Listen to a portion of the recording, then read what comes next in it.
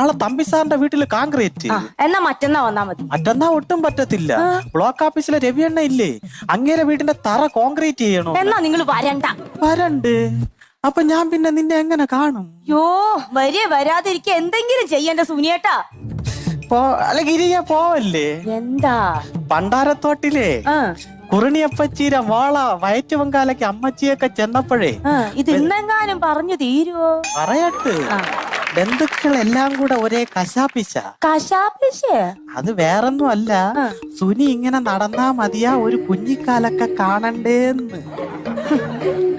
ആ ചോദിച്ചവരോട് ചെന്ന് പറയണം സുനിയുടെ ഭാര്യക്ക് ദൈവശക്തി ഒന്നുമില്ല ദിവ്യഗർഭം ഉണ്ടാക്കാൻ. അതിന് ഞാൻ എന്തോ ചെയ്യണം ഗിരിയേ?